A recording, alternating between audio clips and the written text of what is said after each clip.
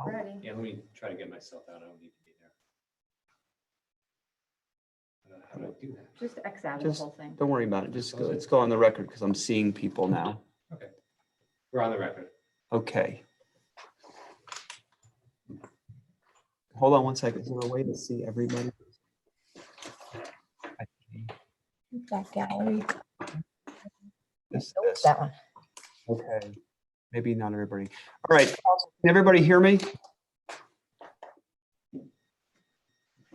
Council?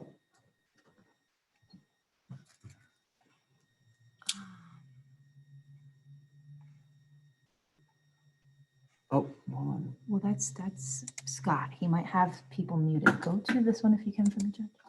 Hang in with me. Yeah, Scott's got to unmute some folks, Okay, hold on a second. I think. Can anyone hear me? There we go. You might be okay. Can you hear us, Council?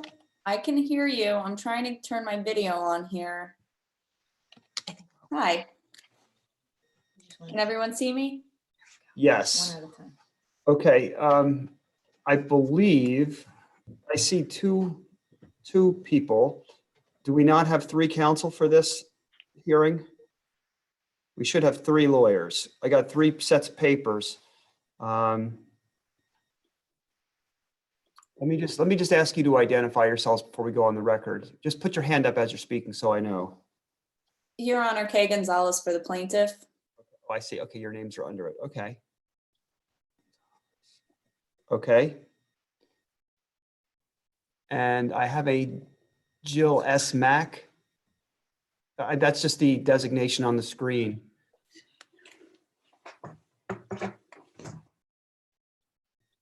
There's another attorney that I can see, but they haven't said anything.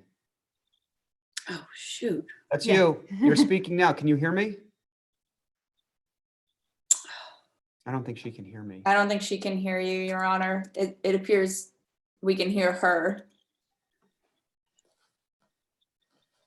Can you hear us now? Because you're putting your hand up. Okay, let's Scott. Scott is, let me message him to tell her she's got to double check her audio and video. Okay. If not, she'll have to hang up and just call in. That way we don't delay you. Your Honor, Jill Musarino, I'm having trouble hearing. Okay. I'm going to have to call in with my phone. For some reason, I'm getting a deleted or a muted signal. Give me 1 second, please. What did I just do? Go down here. She's gonna call in. Wait, no, try this one. No, we lost it, I think. Hello? Everybody still there? No, I think we gotta read Here. Oh, no, we're just trying to, I just lost. Try clicking this. There we go. Okay. So Ms. Masserino, was Masserino? She's gonna call in. I'll talk, Ms. Gonzalez. To Zoom, enter your meeting ID followed by pound. You identified yourself. Do you know Ms. Masserino? We have not met before. I believe she's counsel for Sky Zone. Enter your participant ID followed by pound. Otherwise, Okay. please enter the meeting password followed by pound. 576. You are in the meeting now. There are 5 participants in the meeting. You have been put on hold by the host. You cannot listen or talk until the host.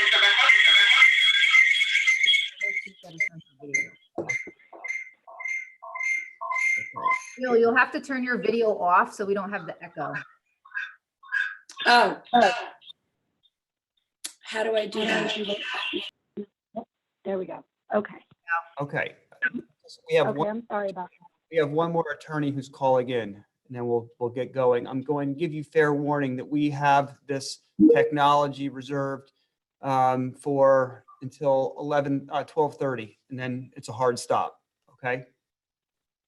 Okay, Your Honor. Got it.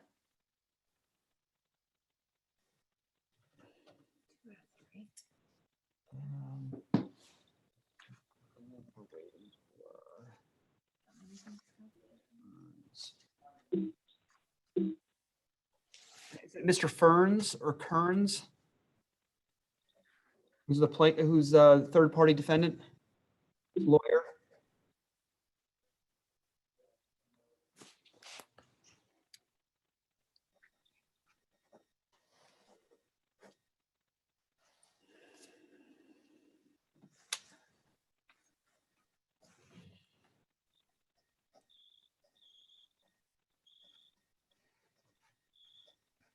Has someone joined us via phone?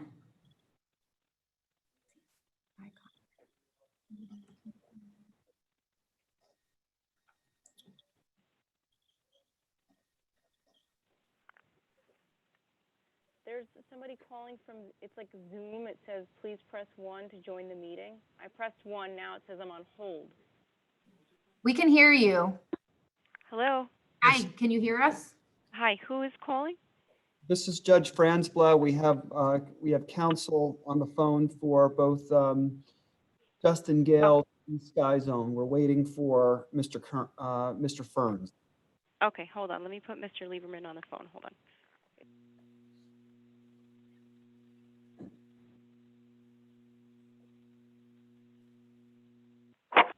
Hello there.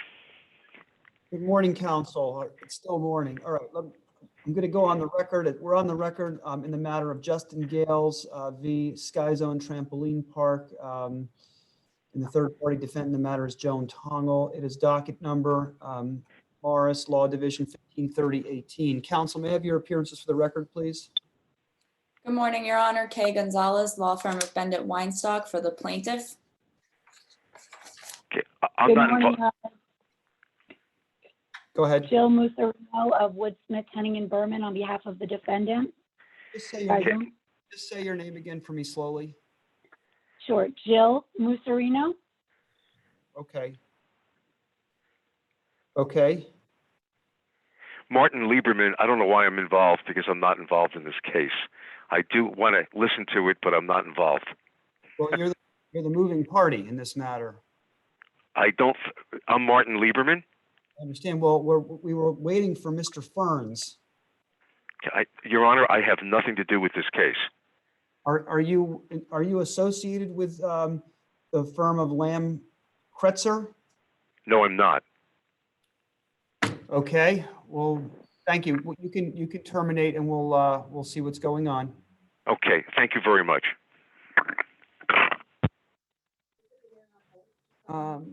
Counsel, hang in. I'm sorry about the delay. The record is paused. Maybe we can. Do I stop video? What do I do? I'll mute.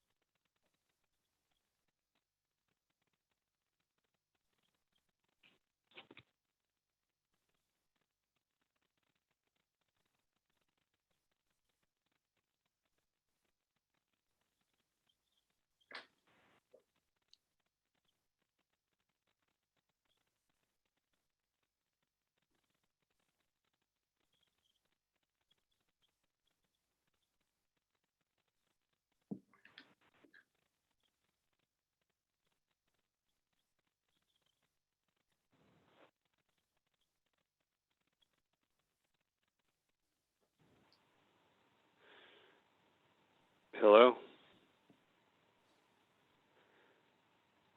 Hello? Hello? Is this Mr. Ferns? It is. Okay, we have all the participants in our room. Back on the record.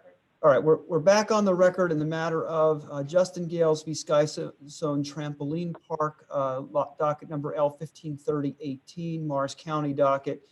We have on the phone, we have for the plaintiff, Ms. Gonzalez, we have for the defendant, Ms. Musarino, and for the third-party defendant, we have Mr. Ferns, correct? Yes, Your Honor. All right. We had this is our first time doing this, but it is seemingly mandated now by the state, since our courtrooms are not open to the public, that everything be subject to video recording. which has made our process a little bit more difficult in the trying times. But we have everybody. This was a motion that was filed initially by the third-party defendant, Ms. Tongol, for summary judgment, which was met by an opposition that was filed by the defendant, third-party plaintiff, Sky Zone. Opposition was filed to that by the plaintiff, Ms. Gales. I'll start with Mr. Ferns. Why don't you, I've read all of your papers. Why don't you tell me what you'd like to highlight?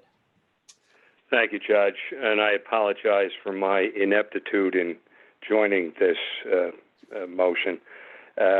Initially, and I won't rehash everything, Judge, but the argument that I'm making is that duty is a question of law that's solely within your province to decide whether it exists or not. And as to Ms. Tongol, I respectfully submit that there is no duty. The basis of the argument that third-party plaintiff is making is that the waiver agreement that she signed on behalf of the infant plaintiff and 9 other children that were attending this birthday party at Sky Zone imposes liability legally. My argument is based largely on the Supreme Court case of Hodjanowski, and that's cited in my moving papers. At page 333 of that opinion, the court said that public policy held against the imposition of liability or a suggestion of duty under these circumstances. We want to protect the infant plaintiff. It went on at page 338 to say that a parent's execution, and I submit that Ms. Tongol's execution in this case is the same, of a pre-injury release arising out of a commercial recreational facility is I've read your papers. I understand what your argument is. Let me ask you this.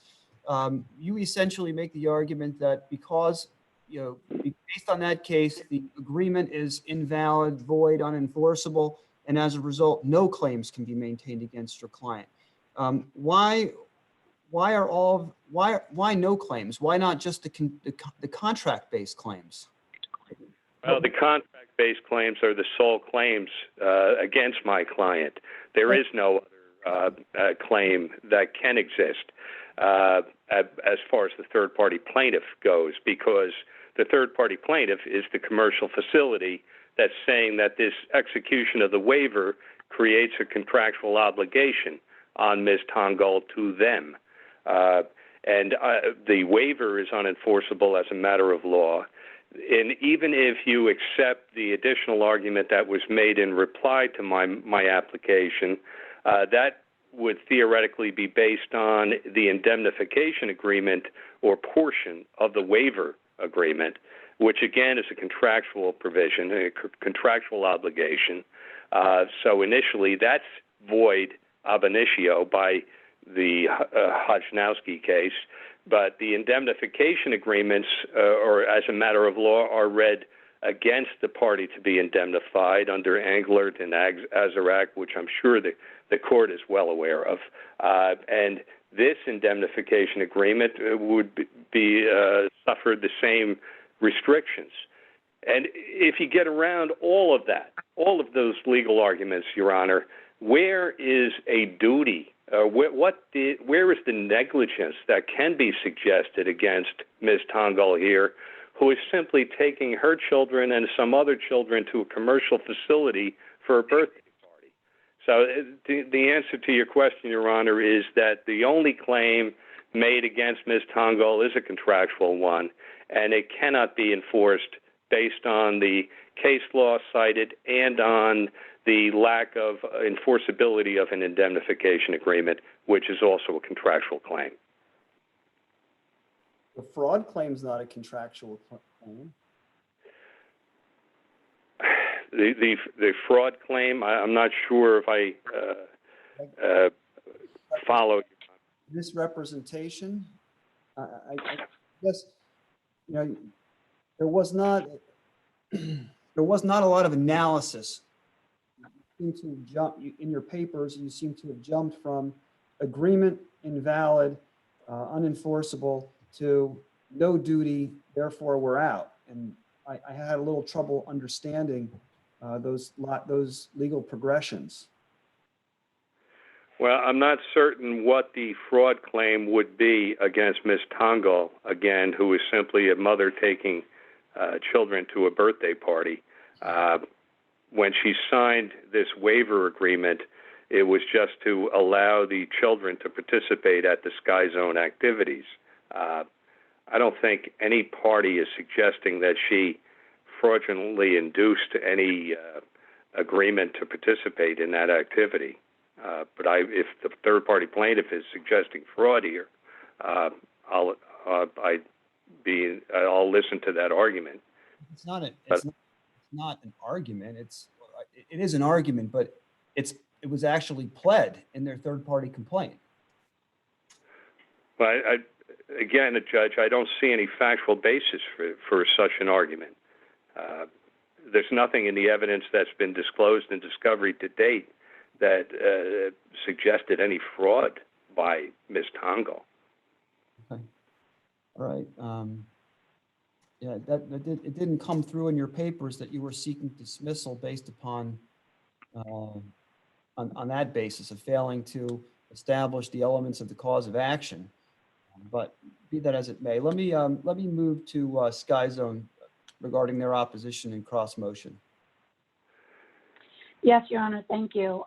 First, I would just like to quickly address the characterization of the events on the day in question as a party.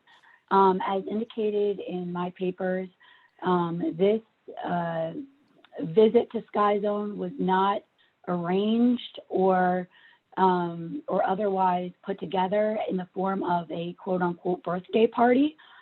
This was a group of individuals that were taken with two adults to the Sky Zone. So while it was a group, there was no indication that it was a formal birthday party. As to the third-party defendant's motion, it's defendant's position that the motion must be denied. They did not put forth a basis upon which to dismiss any of the claims. As Your Honor articulated, there is a fraud claim. There's also claims for negligent misrepresentation, negligence contribution, breach of the covenant of good faith and fair dealing, and indemnification. It's defendant's position that these are not, as counsel indicated, claims that are imposed by the participant agreement.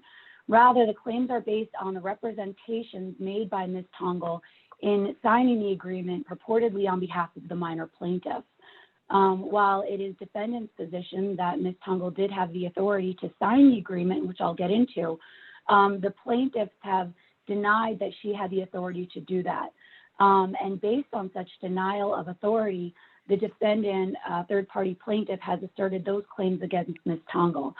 As indicated in the opposition papers, it's defendant's position that until the court makes a determination as to the enforceability of the participation agreement, and specifically the arbitration provision, as we have not moved to enforce the liability waiver, but are specifically looking to enforce the arbitration provision, that no adjudication of those claims as to Ms. Tongal would be ripe for consideration by the court.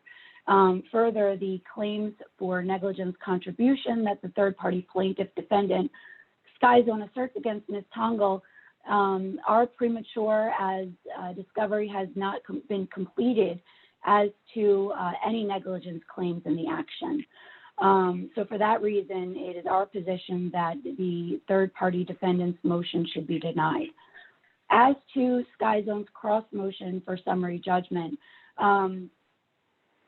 to be clear, we are not seeking to abrogate or otherwise limit the plaintiff's ability to ultimately recover from the defendant. Simply, we're moving to have this case dismissed and removed to arbitration pursuant to the participant agreement. The facts in this matter are clear, they're undisputed. Ms. Tongal had the permission. She brought the minor plaintiff to the Sky Zone. How do you make that jump that she had the permission when Ms. Gale specifically says she didn't have any consent to sign any agreements on her behalf? Oh, Your Honor, I was just referring to the permission that Ms. Tongle had to bring Justin Gales to the Sky Zone on that date, not referring specifically to that agreement. With respect to the agreement, Ms. Tongle did sign the agreement electronically on behalf of the minor plaintiff as well as other minors. In doing so, she certified and represented to Sky Zone that she was authorized to do so. And based on that representation, Sky Zone permitted the minor plaintiff to enter its facility and participate in its activities. The arbitration provision, as included in that participation agreement, is enforceable pursuant to NJSA 2A:23B-6A, and also is in alignment with the Hajnowski decision, which was previously cited by the third-party defendant. Arbitration provisions, even as to minors, are enforceable, and we are before this court seeking an enforcement of that arbitration as included in the participation agreement. It is the defendant's position that Ms. Tongle, while maybe did not have the express authority from Ms. Gales to sign that agreement, she certainly had apparent authority based upon the conduct of Ms. Gales, in which she permitted Ms. Tongle to take the minor plaintiff to the Sky Zone, which is a known recreational facility, on that date. Ms. Tongle herself believed of the circumstances that she was permitted to sign that agreement on her behalf as she testified during deposition. Sky Zone, as in, is her subjective belief relevant? yes, it is, Your Honor, because her subjective belief led to her representation and her conduct that was exhibited to Sky Zone. I just don't see that within the Mercer case, that an agent's subjective belief as to authority is relevant. Well, Your Honor, it really goes to the conduct of the parties. So the conduct of Ms. Tongle in this case was that she did sign that agreement on behalf of the minor plaintiff, and she certified that agreement, indicating and making the representation to Sky Zone that she was authorized to do that. With respect to the go ahead, Your Honor. You started in your papers and in the beginning of your argument, you seem to find significance in the fact that it was not a disclosed birthday party. Why is that important? If there was 10 people there and they disclosed it was a birthday party, or there's 10 people there, you know, had she shown up with 20 kids, does your level of curiosity change even if it's not a disclosed birthday party? Not 20 people. Sure. I know that of being relevant because the plaintiffs have from the get-go taken the position, oh, this was a birthday party. Sky Zone should have known. And therefore, suggesting that it was unreasonable for Sky Zone to rely on a certification of one of its patrons as to their ability to sign on behalf of those minors. Is the birthday the issue, or how many kids a person signs in? In this case, there's 10 children with 8 different last names. Should that pique Sky Zone's interest that perhaps she's not the parent to these 8 children, or that there could be a birthday party?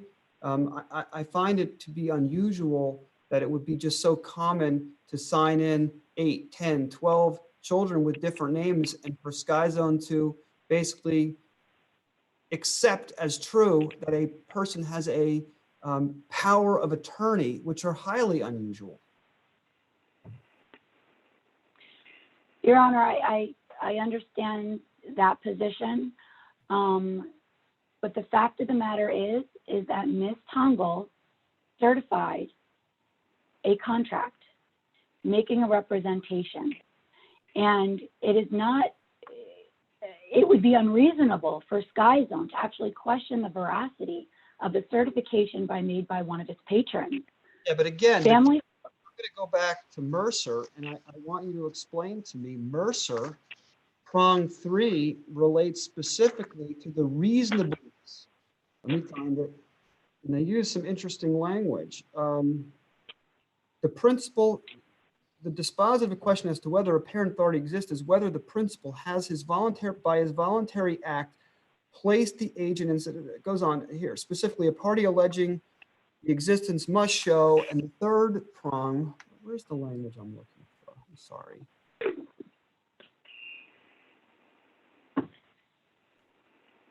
that reliance was reasonable under the circumstances. Yeah, but it says more than that. It says, here, the dispositive question as to whether apparent authority exists is whether the principal has acted by his voluntary act, placed the agent in a situation that a person of ordinary prudence, conversant with business uses and the nature of the particular business, is justified in presuming that the agent has the authority to perform the particular act in question. And your argument seems to be, it doesn't matter. She signed 10 kids, 20 kids. She signed it. We're going to rely on it. Is that reasonable based upon the nature of your business, where you hold birthday parties and large group gatherings and geared towards children? Is that reasonable in the context of your business? Yes, Your Honor, it was. It was 9 minors coming into the facility with 2 adults. It was a situation where they represented, again, by way of a certification, that they were authorized to do that. Had it been in the form of a birthday party where you have 20 children attending a birthday party, that might have been a different circumstance where it would have been something very clear that, wait a minute, they're all here for a birthday party. But this wasn't that. These people plainly walked into the Sky Zone. It could have been 2 parents with 9 kids being mixed family, mixed demographic, mixed last names. I mean, at what point and what would be the appropriate time by which that my client running a business would have to question the veracity of their patrons' representations in an agreement? Are they supposed to ask for birth certificates, blood type, or something else to confirm legal guardianship other than having an adult provide a certification in the form of a legal document? I think that is a reasonable thing for my client to rely upon in a representation, a certified agreement. Okay, anything else you'd like to highlight?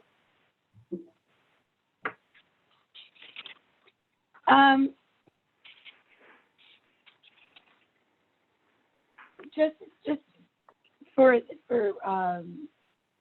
on the record procedurally, yesterday afternoon at 3:15, I received a supplemental submission by the plaintiff. I shortly thereafter put in a paper and requested that the court not consider that. That was a statement of facts submitted on the eve of oral argument, which the defendant did not have the opportunity to respond in a substantive form, and therefore we request that that not be considered by Your Honor in making its determination today. Okay, I saw your correspondence. Thank you, counsel. Okay.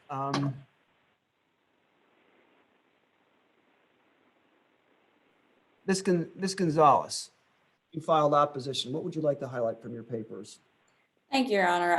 I'll just address very quickly my letter yesterday. Clearly, my response to defendant's statement of material facts was inadvertently omitted from filing, but of course, I believe in the interest of justice, it should still be considered. All the exhibits cited within the plaintiff's briefs were adopted from the defendant's briefs. They were available for all parties to review. And the plaintiff's brief clearly outlines the questions of material fact which are present that render summary judgment inappropriate. Nothing was added with our statement of material facts that would have changed their response thereto. And then I'll just address the issue of the fact that it was a birthday party. Quite frankly, I don't think the that there's any relevance to whether it was a birthday party or not. What we have here is two parents with 9 kids who were clearly not all their children. The likelihood of these two parents being the parents and legal guardians of 9 children with different last names and they don't even know their date of birth is highly unlikely. And I think it's unreasonable that Sky Zone would rely on that argument. I think it was also curious, at least to me, that when you're looking at the dates of birth, everybody refers to 9 kids, but on the sign-in, on the actual agreement itself, there's, I think, 10 kids listed, and 8 of them are all born between 2002 and 2003. So eight of those 10 people listed are the same age, approximately the same age. Yes, Your Honor. I mean, I don't know how adoption agencies work, but I don't know that anyone gets 8 kids or right around the same age at the same time. But I'll jump over to the arbitration clause. That's not enforceable because Ms. Tongol is not the minor plaintiff's parent. Simple enough, that's invalidated by its own terms.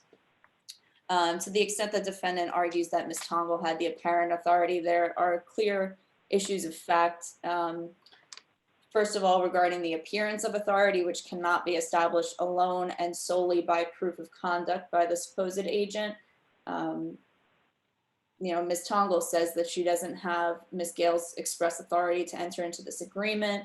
She never sends the agreement to Ms. Gales to review before she signs it on behalf of the minor.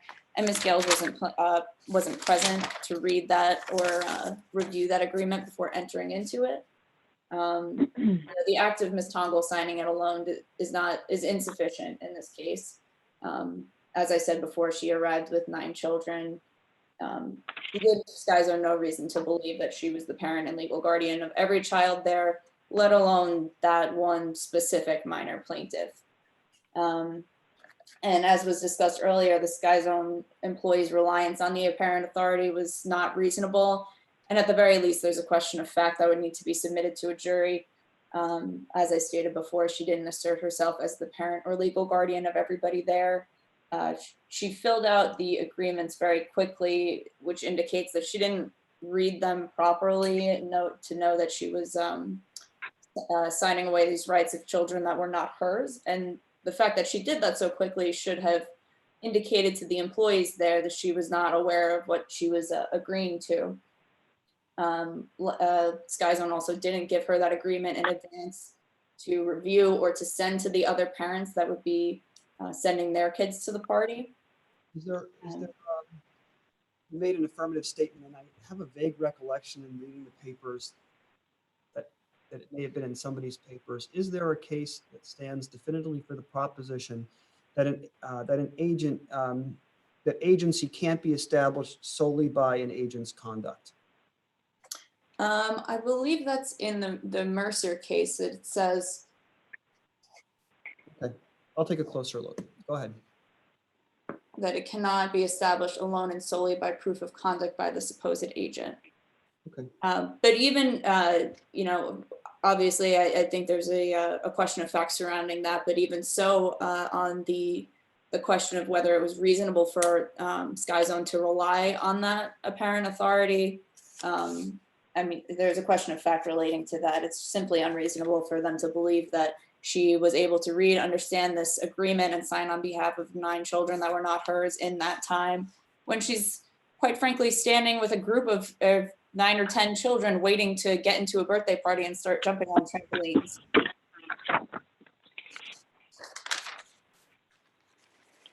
I didn't, I'm relatively new to this case. I know Judge Susi had it for quite a while. What were the nature of the child's injuries?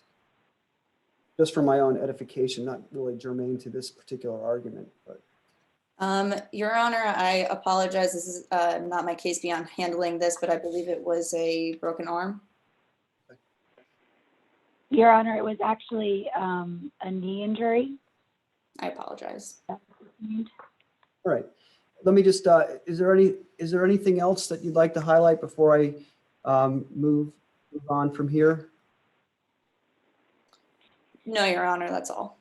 All right.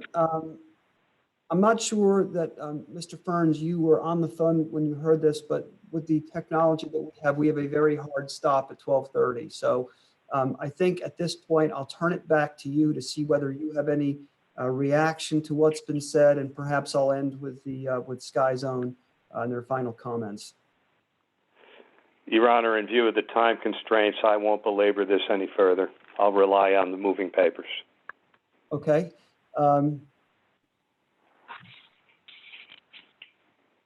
Ms. Musarino, is there anything else you'd like to highlight? Yes, just to quickly respond to Ms. Gonzalez's position on behalf of the plaintiff.